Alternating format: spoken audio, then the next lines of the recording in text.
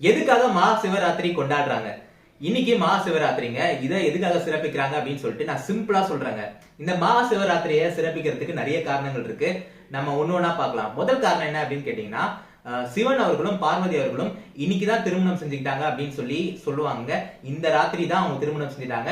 So இதை முன்னிட்டு நிறைய பேர் சிவராத்திரி கொண்டாடுவாங்க.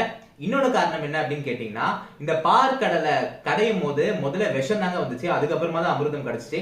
இந்த விஷம் நம்ம பிரபஞ்சத்தையே அழிச்சிருக்கும். சிவன் அவர்கள் இந்த விஷத்தை குடிச்சு நம்ம பிரபஞ்சத்தை வந்து காப்பாத்திருக்காரு அப்படின்னு சொல்லுவாங்க. சோ அதுக்காகவும் இந்த சிவராத்திரியை வந்து கொண்டாடுறாங்க. மூணாவது காரணம் என்ன அப்படின்னு கேட்டீங்கன்னா, சிவன் அவர்கள் இன்னைக்குதான் தாண்டவம் ஆடினாரு அப்படின்னு சொல்லுவாங்க. அவருடைய தாண்டவ ஆட்டத்தை இன்னைக்கு ராத்திரி தான் சிவதாண்டவம் ஆடினாரு அப்படின்னு சொல்லி நிறைய பேர் வந்து சொல்லுவாங்க. சோ இந்த தாண்டவத்தை வந்து கொண்டாடுறதுக்காகவும் நிறைய பேர் சிவராத்திரியை வந்து சிறப்பிக்கிறாங்க. கடைசியா இன்னைக்குதான் இந்த ராத்திரி தான் இருள் நீங்கி ஒளி வந்து பிறந்துச்சு அப்படின்னு வந்து சொல்லுவாங்க. நம்மளுக்குள்ள இருக்க இந்த தீய சக்தி எல்லாம் போய் நல்ல சக்தி வந்து பிறந்த ஒரு நாளா வந்து இதை வந்து சிறப்பிக்கிறாங்க.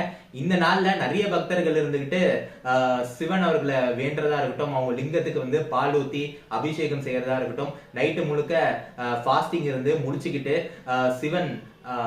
இந்த சிவன் அவர்களுடைய பெயரை வந்து ஜெபிச்சு இந்த மாதிரி ஃபுல்லா மகா சிவராத்திரி வந்து சிறப்பிக்கிறாங்க. இதனால பக்தர்களுக்கு அமைதியும் நிம்மதியும், அது மட்டும் இல்லாம சிவன் அவர்களுடைய அருளும் வந்து கிடைக்கும். சோ எல்லாருக்கும் மகா சிவராத்திரி, இனிய சிவராத்திரி அப்படின்னு சொல்லிட்டு நான் முடிக்கிறேன். அதே மாதிரி நீங்க வந்து ஒரு சில பேர் கேட்கலாம், நீ கிறிஸ்டியன் சிவனை பத்தி பேசுறிய அப்படின்னு சொல்லிட்டு. லுக், நான் வந்து எல்லா கடவுளையும் வந்து மதிக்கிறவங்க. அது மட்டும் இல்லாம நான் கிறிஸ்டியனாவே இருந்தாலும் நம்மளுடைய நாட்டுடைய கலாச்சாரத்தை பத்தி எனக்கு நல்லா தெரியும். சோ அதனால மத்தவங்களுக்கும் இதை பகிர்ந்துக்கலாம் அப்படின்ற ஒரு நோக்கில தான் நான் பண்றேன்.